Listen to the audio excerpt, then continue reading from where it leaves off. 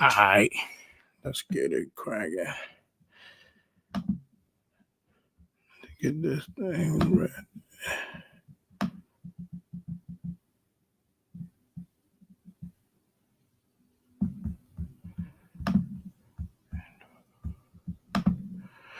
All right, everybody. Good afternoon. Welcome to Let's Talk Sports, y'all. And today we got a real special guest.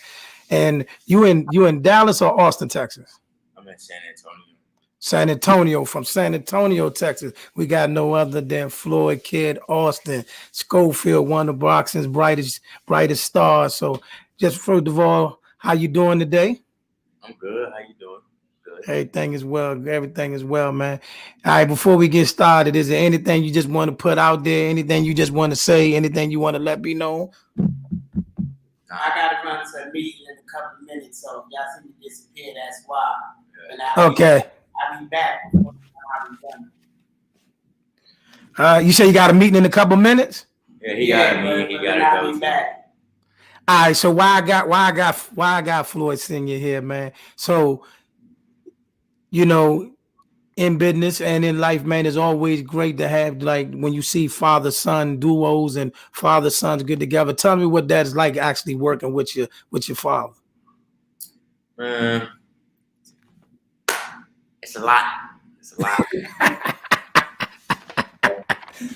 You know, it's a good a lot. You know. Yes. You know, it's like having your dad, friend, and trainer all at once. But sometimes it could be annoying at the same time. But all praise to him. I wouldn't be where I'm at without him. Wonderful. Got on my shoes, y'all. I'm mad. He got on my shoes. I'm mad. I'm rocking.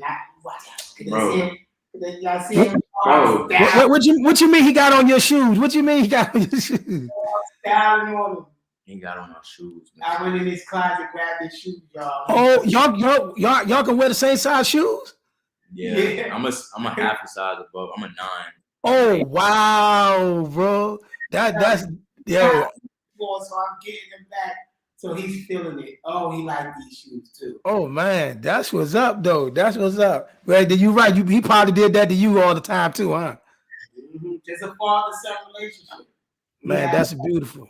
I gotta say, man, hats off to y'all, man, because it is refreshing always to see, you know, fathers able to spend time and also able to build and take their what they got going on to the next level. So I just want to say salute to you off the break before we even get started with that. Now, so let's go back. When did y'all first realize that boxing was going to be y'all thing? Like, was it always boxing, or just something happened one day and just say this is what we want to do? No, it was always boxing. My father taught me to box. He was a boxer, so it's just always been there. It's part of life for us. Oh, so this is a generational thing. Yes, like he grew up in the boxing gym. He 2 years old. He was in the play pit in the boxing gym, been training since he was 2, and competing since he was in the United States. So this all he knows. It's like breathing for him. So tell me about your life as you started the boxing, as you began to grow and the successes through the amateurs and your ranks. So it was a long journey, but I'm here now, man. I started competing at 8 years old. I competed up all the way until 17. At 17, I turned professional. You know, I was more of a pro style fighter than an amateur, so I wasn't, the best amateur fighter. Judges always wanted to see that wild pity pat stuff. I was calculated, but I realized too late that I don't got time for all that. You only got 3 rounds, 3 minutes. Like, you gotta get the punches in. So I didn't have the greatest amateur career, but I have over 200 amateur fights. About. Wow, 200 amateurs, and any notable or fights that stick out more in those amateur fights? Nah, amateur. See, this is the thing in amateur fights. They all grew up with each other, so they fought each other so much. Sometimes this one might get this guy, other times this one. So to them, it's like a game in amateur. Right. It's nothing really notable because he didn't take no punishment. We never trained to take punishment, so nobody Okay. They beat him up. Gotcha. But the amateurs are just practice. It's like kids in the school ground. You're really getting, from a coach standpoint, you're getting a fighter used to being in front of a crowd, under lights, getting attention, the scoring system. So it's supposed to be preparing somebody for the pros. So he was going through the amateurs, preparing for the pros. We didn't really care about the amateurs. It was a hard thing to go win 20 national titles to get on USA boxing team. That wasn't our goal. Gotcha. So he's doing good at what he had to do. But I could say in the amateurs, if I could think of any kids that I think is good, a lot of the kids let me down. They like you see some really good kids, but they didn't make it all the way through. Like life could have did anything. Like there was some real good kids this kid Bam Bam. I just knew he was gonna be the next Hector Camacho. His dad ended up dying. He got caught up in the streets. So it's a lot of good kids that I see in the amateurs, but they didn't really make it through. The guys we got now, I'm waiting to see what they could do. That's what's up. I also, doing a little bit of research, I see that y'all quite astute in the actual business. I want to say y'all already entrepreneurs, and I see you got a NFT. What exactly I ain't even gonna lie to you. I don't even know what an NFT is, but maybe you can enlighten me. Something that you're gonna make a lot of money on if you get into it. Really, that's what you're giving them? Nah, it's my dad actually created those NFTs. It's a non-fungible token. Yeah. And it's on the blockchain. So let's say you took a photo. Let's say we took a photo of him. This photo, we put it up on the blockchain. Once it get locked in, the serial codes, everything, it's authentic. It's only one of a kind made. So it can't be counterfeited. So now when you sell it as a collectible, it's a real collectible. It holds its value, And so if you add things into it, like he got a VIP card. So whoever hold that card, they could come see him and get VIP access when they come to the fight. Meaning they come backstage with him. We have dinner the next day, and that's whoever hold his card. So now imagine as he grown undisputed champion, how much that card is worth that this person paid $500 for, how much that's worth in 3 years. That card might be $100,000 card. Because a fan would pay that to get close to the champion of the world, to have dinner with the champion. So we give out things like that on our NFTs. And what happens is if that person's selling, you get 20%. You get 20% off of it. No matter what, it automatically go to his bank account. And whoever's selling it, it keep growing. Every time they sell it, he get 20%. So your image is making money for you. So that's it in a nutshell. I ain't even gonna lie. I'm trying to process all that. I'm sitting here like, wow. Like really, like wow. Like I'm not gonna lie, that is a lot. And I'm like, wow, man, wow. shout out to y'all for that, man. That's incredible, man. That's incredible, man. I mean, that's yeah, man. That is nice, man. I mean, no, oh man. I'm in awe right now. I'm trying to get myself back together based on what he just told me. Cause I'm like, shucks, man. That's a lot, man. I mean, He's stepping out, so let's spice it up. let's go. Let's go. Let's go. What you want to let off your chest? Ask me anything, I'll answer. All right, let's start with your sparring. You know what I mean? Because I mean, I know you sparred a lot of notable fighters out there. You know, some of the notable names you sparred and what you think about those sparring sessions that you had. Well, I sparred with John Porter. He was real rough and rugged, but I got the best of that one. Wow. The only thing is, I think he was taking it a little light on me, but I don't know because he tried to hit me with this one shot. I was like, yeah, you trying to take my head off with that one. I sparred Joseph Diaz, getting him ready for Devin Haney. First sparring session, he got it. Second and last sparring session, I got it.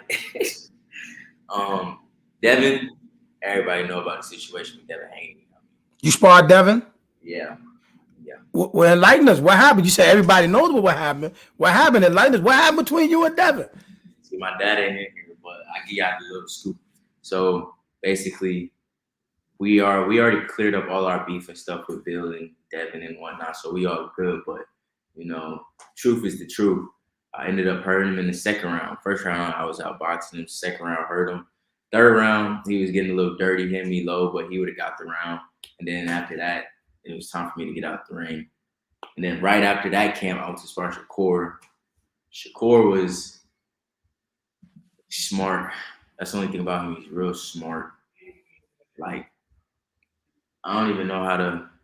Like, it was a chess match. It was like a real, like, that was probably my favorite sparring because, you know, we boxing each other, with the feet movement, trying to catch each other rhythm and whatnot. So right. It was probably my best sparring match, I think. And then I wanted to spar AB, but he wouldn't let me get in there with him.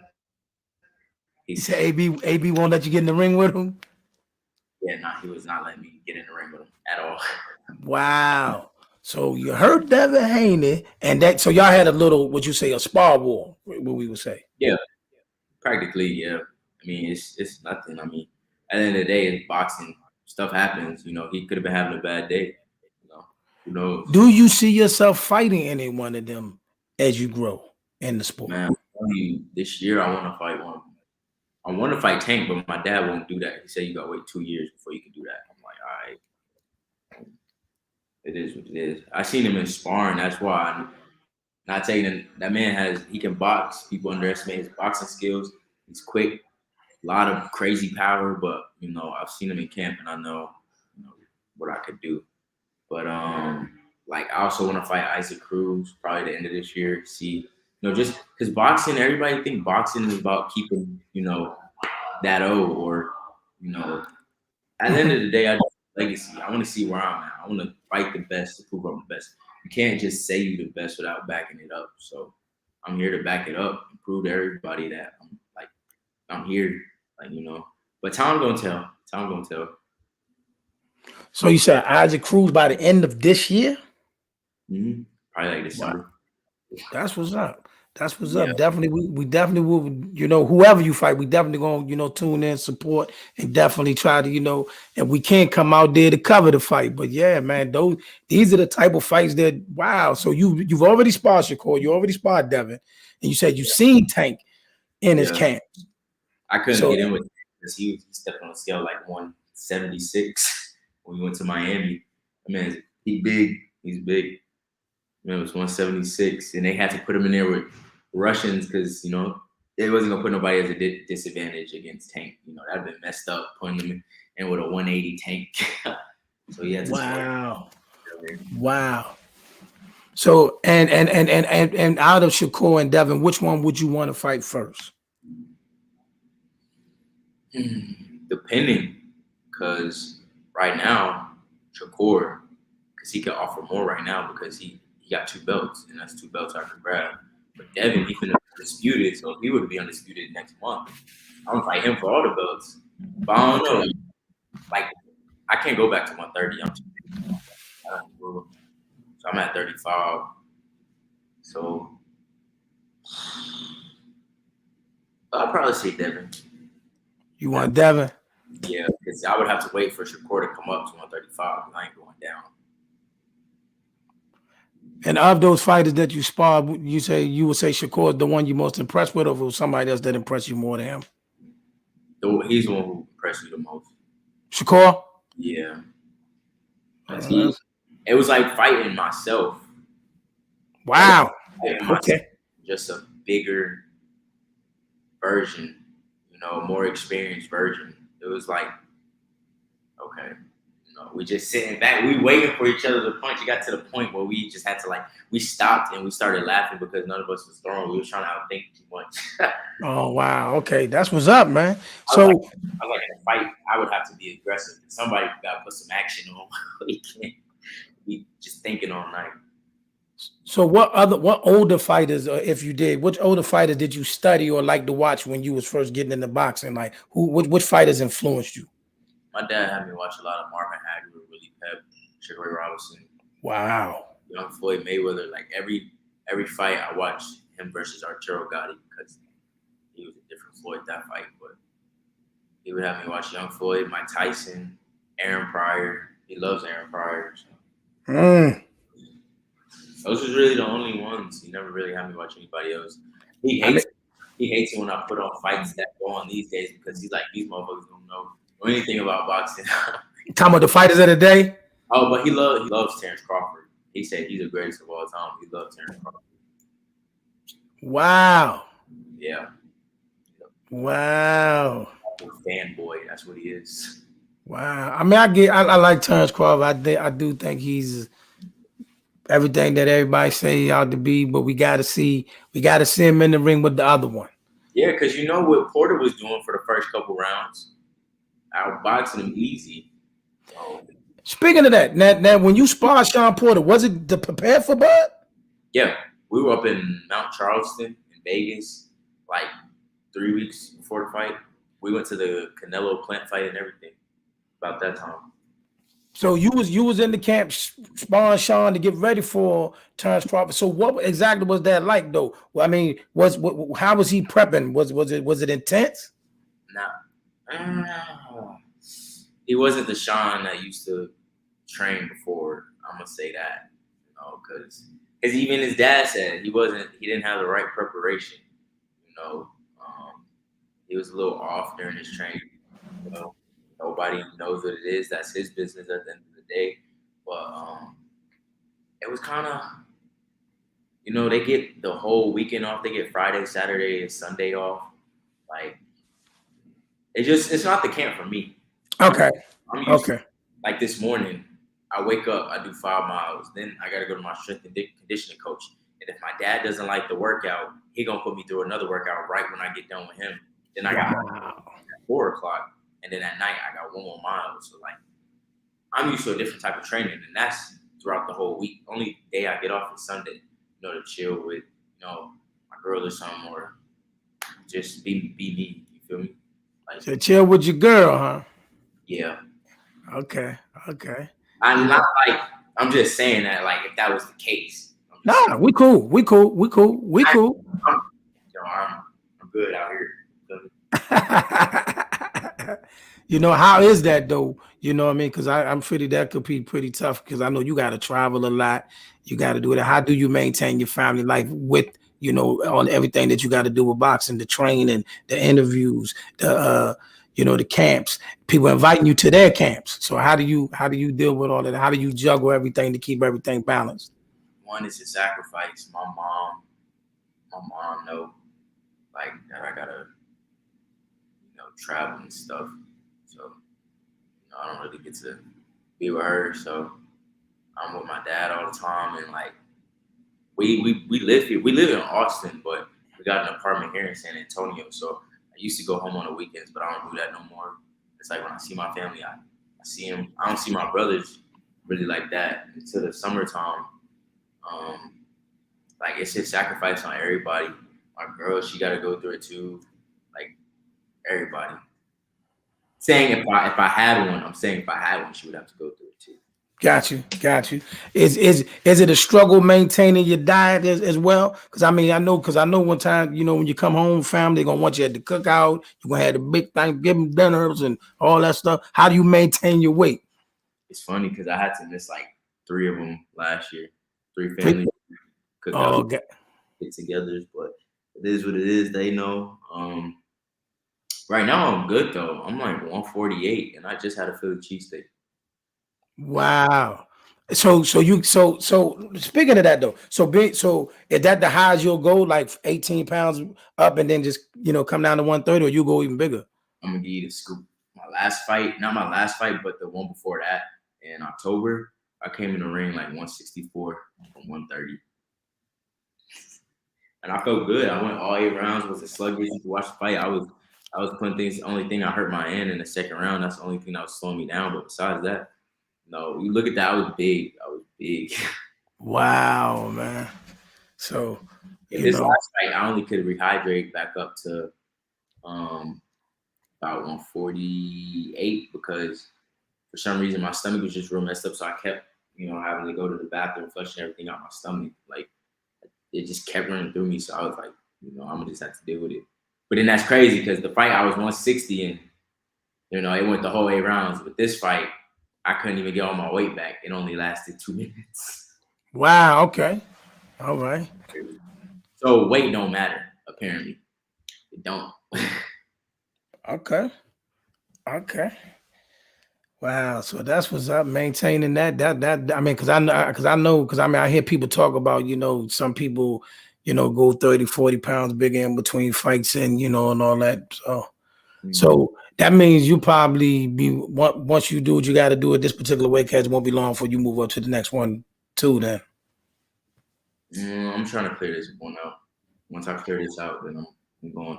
Like once I'm undisputed, I don't got no more fighting to do. I'm gonna just vacate the belts. I got what I needed. My goal is to be 3-time undisputed. I'm gonna go right up to the next one, and my goal is to end my career in about 160s. Okay. So you want to go through 147, 154, and 160? Yeah. That's a lot, bro. That's a lot. Yeah. Matter of fact, 140, 140, that's a lot. Yeah. That's a lot. That's some Floyd Mayweather, Manny Pacquiao type stuff. I'm trying to make history. I'm going to make history. So, and I'm not done growing because I'm only 19, and my mom, she's 6'2". So, yeah, don't ask me how that happened. And my dad is 5'3", 5'4", so I didn't get his height because I'm 5'9.5", 5'10". So you got So you got the mixture. Yeah, doctor said I'm gonna be 5'11" to 6 foot though. Wow. And your mother 6'2"? Mm-hmm. Wow, that's what's up though. That's what's up. Was she a ball player? Nah, but she taller than my security guards. That's what's up. I'll ask her if she played ball. She probably did in high school. That's about it. That's all I know. I don't know. She ever throw the mitts with you ever? Nah. Okay. I ain't find her tripping. They the one who taught. They the one who, bred, that fighting in me. My parents are fighters. They crazy. That's what's up, though, man.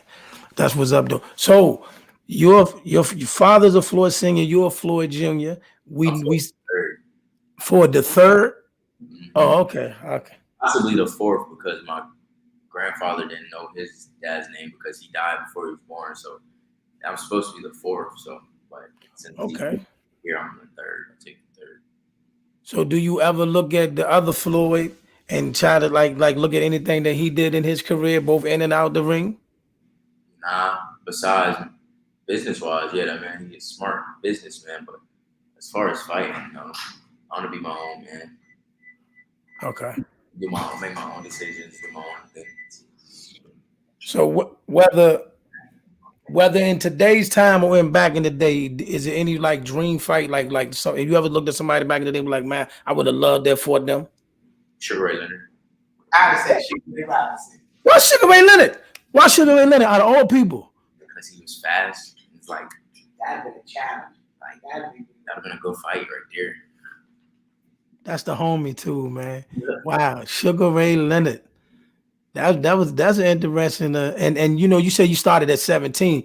It was another fighter that came along in his time that started at 17 by the name of Wilford Benitez. Yeah, he won the WBC, right? Yeah. Matter of fact, I think Wilford Benitez won like 3 world titles. Dang. Yeah. I just know he's a champion. He took a lot of punishment. Yeah, he fought the big boys. He fought the big boys. He fought Sugar Ray, he fought Tommy, he fought them all. But like I said, he came out there super young, like 17. Yeah. So Pops, he was telling me, he said he looking for Isaac Cruz by the end of this year. What you think about that? Let's see. Now say that again. He looking for Isaac Cruz. Yeah. Bring him. Isaac, we'll box the shit out of Isaac Cruz.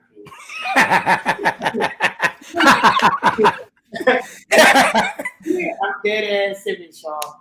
And I ain't just popping crap. That would be unfair. Isaac Cruz is a great fighter. He's a great fighter. And that boy, he's good. But his feet, y'all. His feet. He wouldn't be able to keep up with us. We'll control the range with the switching up. We'll beat him with the feet. He'll take too much punishment. We ain't gonna stand there and brawl with him if we know that we can outbox the hell out of him. Got you. And we down here in Texas, so swarming ain't gonna bother us. We used to swarmers. We used to pressure fighters. We break them down and knock them out. So, you know, that won't be a challenge for us. He also told me, he said you're a huge Bud Crawford fan. Yeah, that's my guy. That's my guy. I'm a Crawford fan and I'm a Shakur fan. Crawford and Shakur. Yeah, but Shakur is his little pup. But Crawford, I'm a Crawford fan. Okay. Even from Texas. So what happens when he gets in the ring with the boy from Texas? What that mean? I'm just saying, who you with? No, because how you put it on Texas. Don't have nothing to do with Texas. It's universal. So it ain't a Texas thing because I'm riding, I live in Texas. But Spence is a great fighter, but Spence can't beat Crawford. I disagree. We can't. And a lot of people like disagree, but if styles make fights, and we could go to some of the classic fights, and you look at it, and we put 2 classic fighters with the same styles, and we'll see who will win. And that style, Crawford gonna beat him by speed and angles, because Earl Spence got to be more flat-footed to generate his power. If you ever watch me flat-footed. So to generate his power to get up on the ball of that feet, he got to be a little faster. Crawford is too fast, and they're gonna let him get there like that. So that floor alone is gonna make him slower, and he's gonna get beat to the punch. And everybody relying on Crawford, been hurt before. Crawford turned into a monster when he get hurt too. I'm not relying on that. I'm just looking at the style that they fighting at. The fact that I think Earl will be more composed. I think Earl will keep his defense a lot tighter, and I think Earl will give him a look that he's not comfortable with. Okay, did you watch Spence and Porter fight? How you like that fight? And which fight? Spence versus Porter. We actually did a film study on that fight last night. How you like it? With the overall consensus was that fight wasn't as close as people thought it was. So y'all gave it to Spence. Absolutely. Right. So now look at Crawford. When Crawford found out he was down on those cards, look what the hell he did to Porter. Okay. So all I'm saying is when that boy, he haven't even showed the world the monster that's inside of him. So I want to see him get hurt by Spence and see if Spence could deal with what Crawford gonna bring him. Because one thing, we go to a lot of these camps. And Crawford is my favorite fighter for a reason. And I'm very picky. Anybody would tell you I'm very picky on finding a fighter. So if I'm picking Crawford, I'm telling y'all, that boy he's a throwback and he's one of the greatest. And that's why they running from him right now. Crawford Spence wouldn't stand a chance with him. He wouldn't. I can't see that. And I do think Crawford is that special. So like I said, if he wins, it's no shock because I think he's that special. But I think he'll be in the ring with another special one. And I'm just dying to see that chess match. I'm trying to see it too. I would love to see it too. So I come back up there and say, what the hell I told y'all? Yeah. Oh, you definitely. Oh, the link will be. Listen, the second it happened, I'll send you the link. Say less. Yeah. Say less. I doubt if we'll ever see that fight. I got to send it before the end of the year. You think we're gonna get to see it before then? Yeah, yeah. I say December 2022.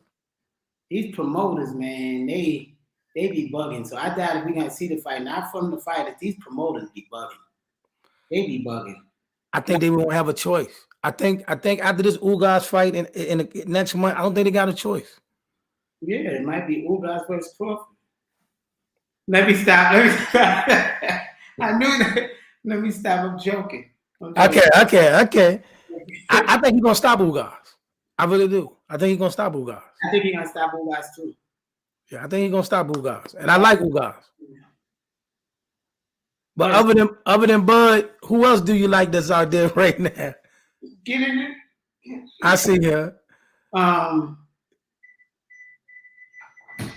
Not too many. There's not too many fights. You gotta remember. I'm from the old school. I grew up with a dad fight, and that was old school. So right now they don't fight. Right now it's entertainment. They don't go in there to break each other's jaw and rib like a real fight. Like go in there and try to kill this person that's in front of you. They don't do that now. These people get out of rings and their eyes ain't even swollen.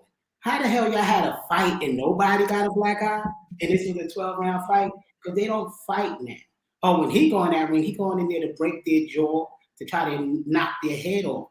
And that's the difference. So most of these fighters now isn't too much to me. Even the champs. Like the guys he went in the ring with, the champions, no flaw in them, just they're not tough.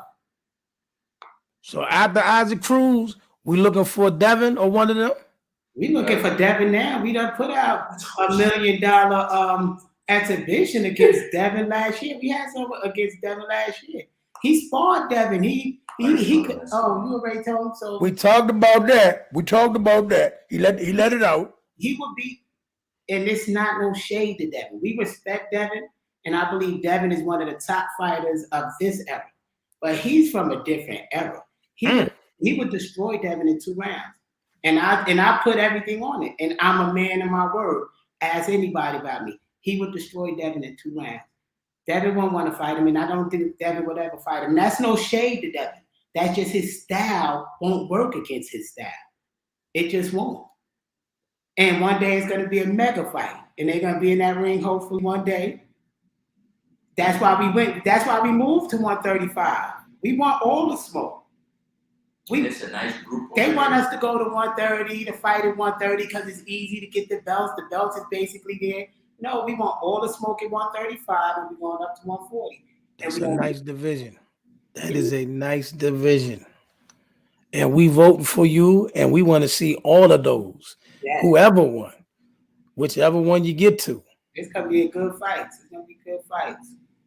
Like right now, like I don't know what the status is because I know Loma had to go do the thing for his country. So what are they doing with Kambosos? You know what I mean? I fight him right in Australia for free. Nah, Kambosos need to be smart, man. That man just won them belts. He better milk it and make some money for his family right now. I mean, he better think business. Make some money right now. Fuck the pride and the ego. You just got those belts. I think he's trying to cash it out though. Think about it, a home game over there. But I think he should have 1 or 2 tune-up fights. Make a couple million. And then a champion with a tune-up fight? In Australia, he got a country. He could fight Joe Bona Bum and he's got to fill out that arena and make money. That's true. Right? That is true. You have to please American fans.